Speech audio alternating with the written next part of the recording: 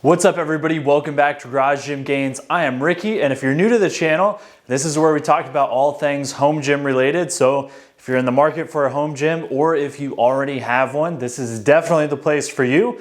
Go ahead and hit that subscribe button. We're shooting for 150 uploads this year, so it's about 3 times a week. But ironically enough, today we're actually going to be talking about something a little bit different. We're going to be talking about the 8 reasons not to build a home gym.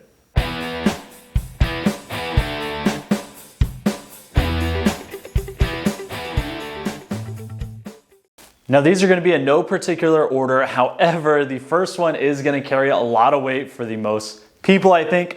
The number one reason why you shouldn't start a home gym or build a home gym is it's expensive. So I have a single car garage. I have it outfitted rather thoroughly. My current price or my current investment in the home gym is $12,591 and some change. I track everything in a spreadsheet, so it's pretty accurate. Obviously, you can get by with a lot, and I mean a lot less than that.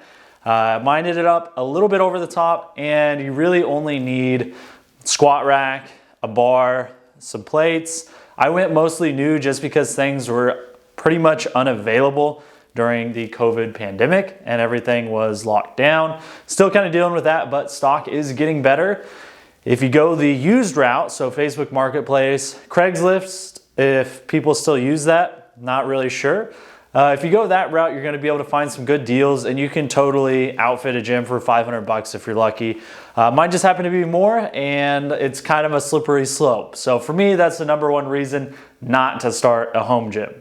Number 2 is actually going to play in with number 1 rather well. Number 2 is you're always upgrading or adding things. So once you build your home gym, there's not really a time or a place or a point rather where you're like, okay, I'm done. You might say it, but you're always finding something else cool that you want to add. Even if it's little things like a $50 attachment here or there, they're going to add up pretty quick. And that's the number 2 reason why you probably shouldn't start a home gym is all those little expenses just keep adding up because you're never completely satisfied.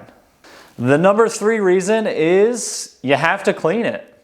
It sounds ridiculous, but when you go to a commercial gym, obviously you're gonna pick up after yourself, you're gonna put your plates away and stuff like that, but you don't have to worry about the floors. Somebody else comes in and they clean all those.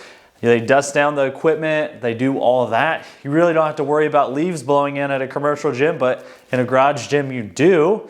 It seems like I get leaves in here and I barely ever even open the garage door, especially now that it's winter. It's just real dusty. A lot of times you can get a leaf blower or something like that and it's gonna make the process a lot more simple, but it's something you just don't have to worry about at all when you are in a commercial gym. So that is number 3. Number 4, this is gonna be different for different folks, but it's easy to get distracted. At least that's what I've found so far. I have my music playing on the sound bar. I don't use headphones because of the sound bar, but if I'm in a powerlifting style of program where I have long rest breaks, if there's something going on in the house, I feel obligated to go in there and do something. I could be, say, grilling. I need to grill more often, but that is something that could distract you. You could go check on your meat. You might go outside to check to see if the UPS guy has brought you some more toys. I do that quite a bit. You might get distracted on the computer or even just talking to your family or friends that might be at your house. Either way, there's a lot of things that can distract you. Obviously, at a commercial setting, you can get distracted as well because there's way more people. However, there's other things than just people that might distract you in your garage or home gym. One of the things I did forget to mention is your pets. We have 2 dogs. We have a lab mix and a Rottweiler. The Rottweiler is rather needy and he likes to bang on the door when he's trying to go outside. So that's something you have to consider as well. But that's number 4. It's easy to get distracted. Number 5 is gonna be the limited space. Now this isn't gonna be the same scenario for everyone, much like the last reason, but for me, I have a pretty small single car garage gym. It's about 10.5 feet wide by 18.5 feet long. So there's a pretty hard cap on how much equipment I'm gonna be able to put in here. and that is definitely a downside. Some people have a 2 or 3 car garage that gives you a lot more flexibility. I've seen some people making entirely separate sheds that they're using as their garage gym, or a shed gym, I guess you could call it. And they're gonna have a lot more room. Some people have some wickedly awesome large basements that also allow a lot of room, but unfortunately that's not the case for me, so that's why I included this in the list.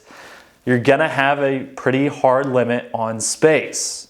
Number 6 is the climate control. This one is also going to be a bigger problem for different people depending on where you live. In the summers where I live, Kansas City, it gets pretty hot, and in the winters it gets pretty cold. So I get a little bit of both. In the summers, I have the climate control. I have the Air King ceiling fan, which acts as my climate control, and it does an okay job. It at least moves some air around and breaks the sweat, or kind of reduces the sweat a little bit. You can actually breathe. It gets pretty stuffy if you have the garage door down and you have a couple people working out in here. I didn't have my Accurite clock that shows the temperature this past summer, but I'm looking forward to seeing how hot it gets in here this coming summer. In the winters, I have a space heater that does kind of an okay job. I mean, it's better than nothing, but the biggest benefit, or the biggest tip I've found on keeping the garage warm in the winters, is to just leave your door to your house open. Obviously, you're gonna pay more in electric bills, but for me, it's totally worth it. I don't want the garage dipping too cold and then warming back up and everything gets condensation on it, and it makes my rust problem even worse. But either way, that is definitely something that you need to consider, and it's kind of a good reason not to start a home gym. Number 7, it can get lonely. Obviously, you can have a training buddy, 2 or 3 training buddies if you have a large enough space, but if they're not always there, you're kind of just lifting by yourself. Now, some people might really enjoy this. However, from time to time, it does get a little bit lonely in the garage. The other thing you consider is, not that it really matters what people think, but perhaps if you're in a commercial setting, you might push yourself a little bit harder because your buddies are watching you. And if you're sitting at home and you miss a set, well, nobody's gonna call you out on it because nobody knows, because you're all alone in your garage, lifting by yourself. Number 8, and the final reason not to buy a home gym, or build a home gym for that matter, kind of goes in line with number 7 about being lonely. It is that you're not gonna meet any new friends. I guess it is possible that you could invite some new random people that you haven't met before over to your garage gym to hang out and work out, and perhaps that's the start of something great, but for the most part, you're just not running into new people because you're just running into your family, friends, and your dogs. When you're at a commercial gym, you're gonna be around hopefully a lot of people that share the same goals as you, people that just moved into the area, people that have been in the area for a long time, and you're gonna meet a lot of people that have the same interests.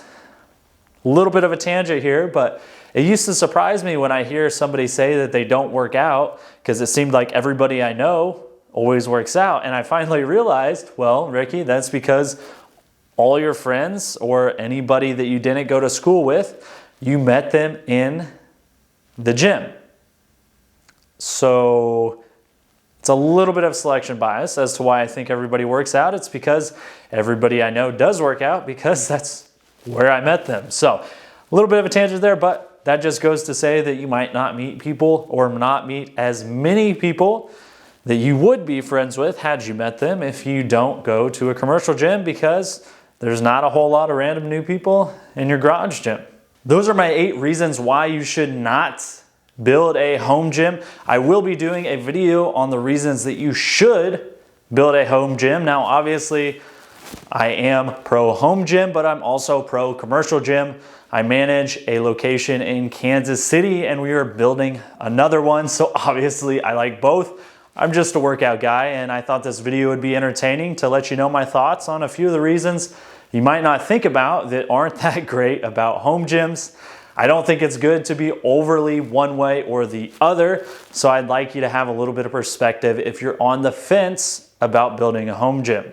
If you like this video or you found it helpful, hit the thumbs up. It really helps the channel. Comment down below your reasons why you should or shouldn't start a home gym. And be sure to subscribe because like I said earlier, we are going to be uploading. The plan is 3 times per week or about 150 uploads over the course of 2021. We've got a strong start on it already, and we will be continuing that as we go. I have a few links down below if you are looking for home gym gear. I'm also going to be starting a Facebook group, Garage Gym Gains, so feel free to hop in there. Nobody's in there yet, so yeah, you could be the first.